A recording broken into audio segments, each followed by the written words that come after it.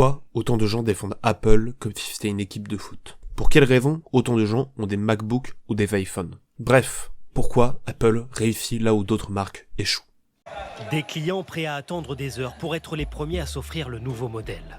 L'illustration du succès d'Apple en 2023. Une fois n'est pas coutume, nous allons parler d'un événement boursier avec la société Apple qui a donc atteint en début de semaine à Wall Street une valeur totale de 3 000 milliards d'euros. Avec une capitalisation boursière dépassant les 3 000 milliards de dollars et une emprise indéniable sur le marché des smartphones, Apple a l'air d'avoir découvert une formule magique. Mais quels sont ces ingrédients?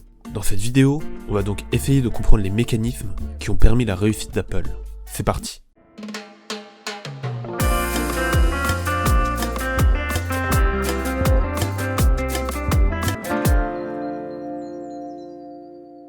Pour débuter notre enquête pour comprendre les secrets du succès d'Apple, on va commencer par une première hypothèse, la qualité des produits, tout simplement. On ne peut pas dire le contraire. Apple vend des produits esthétiques avec une bonne expérience utilisateur, fluide et intuitive. Par exemple, le système d'exploitation des iPhones, iOS, est salué pour sa simplicité. De plus, l'intégration des différents produits Apple dans un écosystème cohérent avec les Mac, l'iPhone, l'iPad ou l'Apple Watch offre une synchronisation entre eux. Cette interconnectivité renforce l'attrait des produits Apple pour de nombreux consommateurs.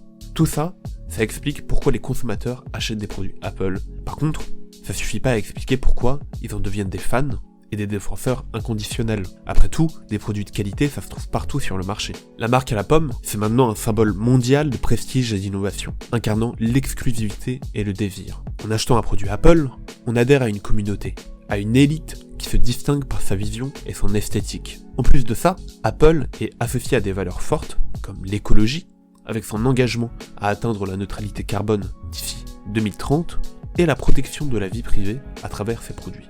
Cette image de marque, soigneusement cultivée au fil des ans, est le fruit d'un marketing ingénieux et novateur.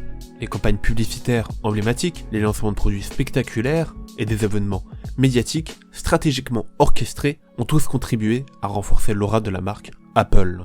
Pour arriver à ça, le marketing a joué un rôle central. À travers une utilisation habile des médias traditionnels et numériques et des partenariats stratégiques, Apple a su créer un récit autour de ses produits, les érigeant en symboles de statut et de style de vie. Par exemple, en 1984, l'agence Chatterday collabore avec Apple pour créer un spot publicitaire révolutionnaire. Réalisé par Ridley Scott, célèbre pour des films comme Alien ou Napoléon plus récemment, ce spot de 60 secondes marque un tournant dans l'histoire de la publicité. La pub s'inspire de l'univers dystopique du roman 1984 de George Orwell, le spot mettant en scène l'athlète Anya Major dans le rôle de l'héroïne inconnue et David Graham dans celui du Big Brother, une figure omniprésente sur les écrans. Cette pub se distingue par son approche audacieuse. Il ne montre pas le produit vendu et ne fournit aucune explication concrète sur sa nature. Elle est diffusée uniquement une fois lors du 3e quart-temps du Super Bowl devant 90 millions de téléspectateurs aux États-Unis le 22 janvier 1984. Ce spot a immédiatement captivé l'attention du public et suscité un engouement sans précédent. Autre exemple qui a marqué un tournant, la campagne de publicité Think Different. Dans les années 90, la santé financière d'Apple laissait à désirer et la marque était en chute de popularité. C'est alors que Steve Jobs, après avoir été licencié de l'entreprise en 1985, est revenu en 1996 en tant que membre du conseil d'administration pour finalement redevenir directeur général de l'entreprise en 1997. Face à ce défi, Jobs refait appel à l'agence Chatterday, reconnue pour son expertise en matière de publicité, afin de redorer le blason d'Apple. C'est là que Lee Clow, le représentant de la marque, a présenté un nouveau slogan, Think Different. Cette campagne audacieuse visait à revitaliser l'image d'Apple en la démarquant de ses concurrents. Pour incarner ce slogan, Craig Tanimoto, un créatif de l'agence, a eu une idée brillante. Créer une série d'affiches en noir et blanc mettant en vedette des figures emblématiques de l'histoire et des événements révolutionnaires. Chaque annonce présentait une photographie d'une personnalité telle que Einstein, Gandhi ou Martin Luther King, accompagnée du logo Apple aux couleurs de l'arc-en-ciel et du slogan Think Different. Cette approche, minimaliste mais puissante, a permis à Apple de transformer sa faiblesse apparente en une force distincte, en mettant en avant sa différence par rapport aux autres marques. De plus, pour compléter cette campagne, l'agence Chatterday a réalisé un spot publicitaire télévisé basé sur le roman de Jack Kerouac, Sur la route. D'une durée de 60 secondes, ce spot mettait en scène des séquences vidéo en noir et blanc, de personnalités marquantes, du passé et du présent, comme Martin Luther King, John Lennon, Alfred Hitchcock et plein d'autres, toutes associées à l'idée de pensée innovante et non conventionnelle. Cette publicité a remporté l'Emmy Award de la meilleure publicité en 1998 et un Lion d'argent à Cannes, soulignant l'impact significatif de cette campagne sur l'image de marque d'Apple. Enfin, dans l'identité de la marque Apple, la figure emblématique de Steve Jobs occupe une place centrale. En tant que cofondateur charismatique d'Apple, Jobs a profondément marqué l'entreprise avec son dévouement à l'innovation et son sens du design. Son influence s'est manifestée à travers les célèbres keynotes qu'il animait, devenant des événements médiatiques incontournables. La phrase iconique « One more things », prononcée à la fin de ces keynotes, est désormais gravée dans l'histoire de la technologie. C'était le signal d'une révélation surprise, souvent d'un nouveau produit, ou une nouvelle fonctionnalité révolutionnaire, telle que l'iPod, le MacBook ou l'iPhone. Même après la mort de Steve Jobs, cette phrase est restée associée à l'innovation et à l'excitation entourant les nouveaux lancements d'Apple. On ne peut pas comprendre l'engouement pour Apple sans examiner sa stratégie marketing révolutionnaire pour l'époque, à travers des campagnes telles que 1984 ou Think Different, où le produit n'est même pas mentionné, mais on y met plutôt en avant une mentalité, une manière de penser. Apple a réussi à créer des produits pour une communauté. Au-delà de la superficialité de la publicité, Apple a réussi à créer un sentiment d'appartenance à une communauté sélective, à travers laquelle les consommateurs peuvent exprimer leur identité et leurs valeurs. Ce sentiment d'exclusivité et d'appartenance se retrouve également dans l'expérience des Apple Store, des endroits dédiés aux produits Apple et aux fans de la marque, ainsi que dans l'écosystème d'Apple, où les produits sont conçus pour fonctionner de manière optimale ensemble, enfermant les consommateurs dans leur univers. De plus, en promouvant des valeurs comme l'écologie et la protection de la vie privée, Apple a su établir une connexion émotionnelle avec ses clients, ce qui renforce leur fidélité à la marque. Acheter un produit Apple n'est plus seulement un acte de consommation, mais un engagement, presque une action militante. L'idée véhiculée, c'est que si vous achetez un PC Windows, vous êtes comme tout le monde, un peu des moutons quoi. Mais si vous achetez Apple, vous êtes différent, vous êtes un créatif. Voilà donc pourquoi tant de personnes achètent des produits Apple, et pourquoi Apple est l'une des entreprises les plus puissantes à travers le monde. De la qualité de leurs produits à leur image de marque puissante, en passant par leur stratégie marketing révolutionnaire. Bref, je crois que j'ai à peu près tout dit.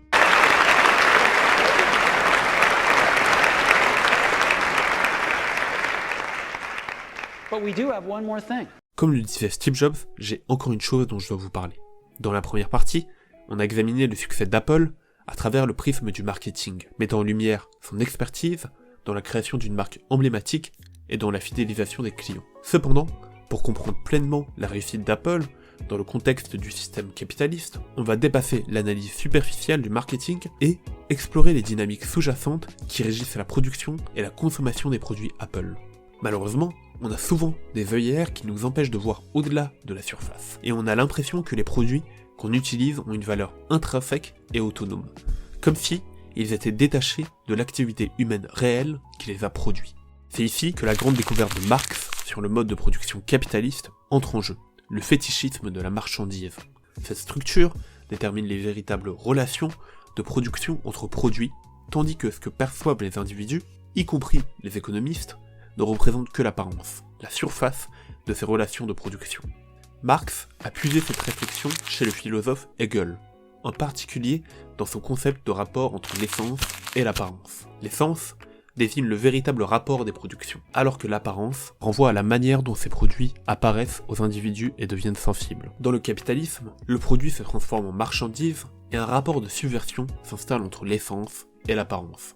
Cette dernière subvertie transforme et inverse la réalité, rendant ainsi invisibles les déterminants réels de l'économie. Pour Marx, les rapports sociaux entre les individus au travail apparaissent comme autre chose que ce qu'ils sont réellement. J'ai conscience que c'est un concept compliqué à comprendre, donc ma prochaine phrase sera la plus importante pour comprendre ce concept. Le fétichisme de la marchandise réside essentiellement dans la confusion entre la valeur d'usage et la valeur marchande d'un produit. Bon, pour clarifier ce que je viens de dire, définissons la valeur d'usage et la valeur marchande. La valeur d'usage d'un produit, est déterminé par son utilité concrète. Par exemple, un stylo a pour valeur d'usage la capacité d'écrire. La valeur marchande d'un produit lui correspond au prix auquel il est vendu sur le marché. Pour Marx, cette valeur est déterminée par plusieurs facteurs, comme la quantité de travail socialement nécessaire pour produire le bien ou le service, les coûts de maintenance des moyens de production, la plus-value générée par l'entreprise et la dynamique concurrentielle. En gros, dans le marché, le prix d'un produit ne peut excéder un certain seuil, car il deviendrait invendable sur le marché, ni être inférieur à un certain seuil, parce que ça entraînerait des pénuries. Le fétichisme de la marchandise, c'est donc le fait de croire que la valeur d'usage d'un produit est déterminée uniquement au moment de l'échange, et non par la quantité de travail nécessaire à sa production. Il transforme donc la valeur marchande en une sorte de loi naturelle dans la conscience des individus. Les salariés deviennent donc esclaves de leur propre création, puisque cette naturalisation de la valeur marchande peut conduire à une acceptation implicite des structures capitalistes comme étant inévitables et incontestables. Les individus peuvent croire que les prix reflètent simplement la valeur réelle des biens et des services, plutôt que de reconnaître qu'ils sont le produit de relations sociales de production spécifiques basé sur l'exploitation du travail et de la domination économique. La marchandise acquiert donc sa propre nature et fait l'objet d'un fétiche. Le fétichisme de la marchandise, c'est les rapports sociaux qui sont chosifiés. Si le marketing permet de perpétuer le fétichisme de la marchandise, en créant une image valorisée des produits, détachée de leur processus de production réel, ce n'est pas qu'une simple illusion. Elle prend racine dans notre réalité sociale, celle de producteurs séparés, qui entrent en relation les uns avec les autres que par l'échange de marchandises et donc de la médiation des choses. Les produits, qui ne sont que le fruit d'un rapport entre les personnes, deviennent des rapports entre les choses. Pour mieux comprendre les conséquences concrètes de cette fétichisation, prenons l'exemple de la production d'un iPhone. On sait tous vaguement qu'ils ont été conçus en Californie par des ingénieurs et assemblés en Chine, mais pas forcément plus. Lorsqu'on examine de près la production d'un iPhone, il devient évident que cette icône de la technologie moderne est le résultat d'une chaîne d'approvisionnement mondialisée et complexe. Tout d'abord, pour construire un iPhone, on a besoin de métaux rares, comme du coltan, du lithium ou du cobalt, essentiels pour la construction de composants électroniques, comme par exemple des batteries. Environ 70% de la production mondiale de cobalt provient de la République démocratique du Congo, qui détient également près de 80% des réserves mondiales de coltan. De plus, des réserves prouvées et probables de lithium d'une quantité de 132 millions de tonnes ont été découvertes dans le pays. Et dans ces mines de cobalt, comme par exemple celle de Congo Dongfeng Mining, l'une des principales compagnies minières du Congo, les mineurs sont exposés à des conditions de travail dangereuses, entraînant des problèmes de santé récurrents et un taux élevé d'accidents mortels. Selon Amnesty International, la majorité des mineurs travaillent dans des conditions précaires, sans équipement de protection adéquat, tels que des gants ou des masques, les exposant ainsi à des risques de maladies pulmonaires et dermatologiques. Selon le chercheur Siddhartha Kara de l'université de Harvard, environ 250 000 personnes travaillaient en 2018 comme creuseurs dans ces mines, avec un revenu journalier dérisoire compris entre 1 et 2 $. Parmi ces travailleurs, on estime que 40 000 sont des enfants, parfois âgés de seulement 9 ans, qui travaillent dans les mines pour subvenir aux besoins de leur famille, même pendant les périodes scolaires. Le coltan, quant à lui, est à la source de conflits parmi les plus meurtriers et abjects au monde. Autour de la ville de Goma, au Congo, le contrôle des mines et l'extraction du minerai donnent lieu à des violents combats entre les forces armées congolaises et une centaine de milices et de groupes locaux. Le plus connu et le plus important, le M23, agit même en sous-main pour le voisin rwandais, en pillant les sous-sols congolais. Le Rwanda, qui ne possède pas une seule mine de coltan ou de tantal, est aujourd'hui respectivement le premier et le troisième exportateur mondial de ces minerais. Ensuite, les ouvriers de l'entreprise Foxconn entrent en scène pour fabriquer les iPhones. La plupart des usines Foxconn produisant les iPhones sont situées en Chine, notamment dans les installations de Zhengzhou où des milliers d'ouvriers se roulaient quotidiennement pour assurer la production des iPhones. Foxconn est d'ailleurs pas mal critiqué par de nombreux organismes pour imposer des conditions de travail inhumaines à ses employés. L'entreprise est notamment accusée d'opacité, interdisant par exemple aux salariés de prendre des photos à l'intérieur des usines, de parler à des journalistes, même en dehors du cadre du travail, ou de se plaindre de leurs conditions de travail à un syndicat sous peine de licenciement. Même Amazon, qui collabore avec Foxconn pour produire des enceintes Echo et des Kindle, a admis en 2018 que les conditions de travail au sein de l'entreprise étaient déplorables. C'est particulièrement inquiétant quand on sait que Amazon n'est pas vraiment réputé pour offrir de très bonnes conditions de travail à ses employés. Selon l'ONG China Labor Watch, un nombre excessif d'emplois intérimaires est constaté chez Foxconn, avec 40% des ouvriers étant des intérimaires au moment de l'enquête, alors que la loi chinoise limite leur proportion à 10% de la masse salariale. Ces emplois intérimaires sont souvent moins bien traités que les autres. De plus, les ouvriers sont encouragés à effectuer des heures supplémentaires excessives, dépassant parfois 100 heures par mois, alors que la loi chinoise limite les heures supplémentaires à 36 heures. Voilà une partie du voyage dans le monde que doit faire un iPhone pour être produit. Le but, ce n'est pas de pointer du doigt Apple, mais de montrer que chaque produit que l'on utilise au quotidien fait un long voyage avant d'arriver dans nos mains. Les iPhones ne sont que des produits qui sont créés par l'homme, et donc le fruit du travail, fait de collaboration entre des personnes. Pour construire un iPhone, on a donc besoin de nombreuses personnes, et la collaboration exige une direction. Un musicien jouant un solo se dirige lui-même, mais un orchestre a besoin d'un chef. Malheureusement, cette collaboration n'est pas dirigée par la personne la plus qualifiée, ou élue démocratiquement, mais par le propriétaire des moyens de production, qu'on peut appeler le capitaliste. C'est lui qui prend les décisions, pas parce qu'il est le meilleur pour le poste, mais simplement parce qu'il possède les outils et les ressources nécessaires. Cette direction du capitaliste devient alors une exigence de production et les travailleurs doivent suivre ses ordres. Dans ce système, où les travailleurs ne contrôlent pas leur propre travail, ils doivent se conformer aux objectifs et aux priorités du capitaliste, qui peut être déconnecté de leurs propres besoins et intérêts. De plus, le travail est divisé de manière parcellaire. Les tâches et les responsabilités sont réparties entre les travailleurs dans le processus de production. Cette division permet une spécialisation accrue, ce qui permet une plus grande efficacité et de productivité, mais elle oppresse aussi les travailleurs. Chaque opération nécessite des qualifications différentes. Le travail y est hiérarchisé selon les rôles qu'ont les différents travailleurs. En fragmentant les tâches et en assignant des responsabilités spécifiques à chaque individu, le système crée une pyramide sociale où certains sont valorisés tandis que d'autres sont marginalisés. Cette hiérarchisation affaiblit la solidarité entre les travailleurs. Au lieu de travailler ensemble, dans un esprit de coopération et de camaraderie, les travailleurs se retrouvent en concurrence les uns avec les autres pour des postes mieux rémunérés ou des promotions. Cette compétition interne affaiblit leur capacité à s'organiser collectivement et à revendiquer leurs droits face à l'exploitation capitaliste.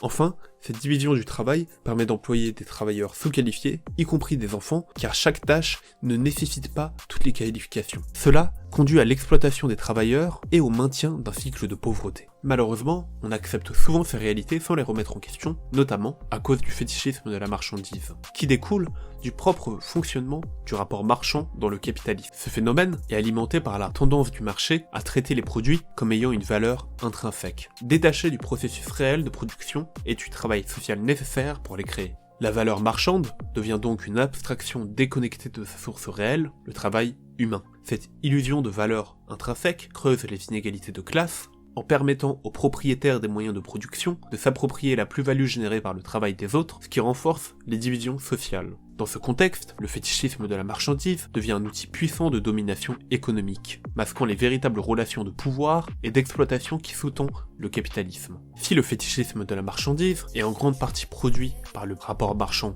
lui-même, il est également perpétué par l'idéologie dominante. Cette dernière présente souvent l'ordre social existant comme naturel et juste, occultant ainsi les contradictions et les injustices capitalistes. Elle renforce l'idée que les intérêts personnels de la classe dominante sont bénéfiques à tous, contribuant ainsi à maintenir le statu quo. Dans une société où le marché dicte largement nos interactions sociales et économiques, le fétichisme de la marchandise devient une réalité omniprésente. Il nous pousse à croire que la valeur des biens découle uniquement de leur échange sur le marché, nous empêchant de remettre en question les fondements du système capitaliste lui-même.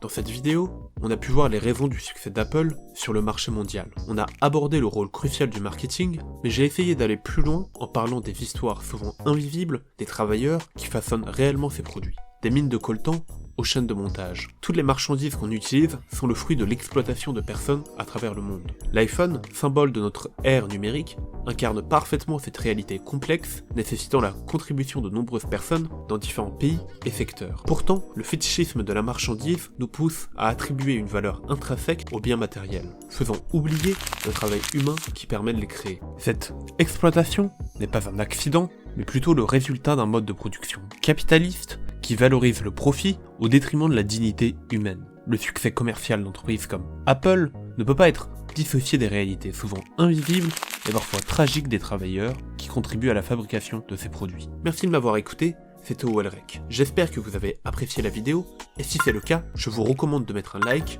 un commentaire, ou même de vous abonner, ça fait toujours plaisir. À la prochaine!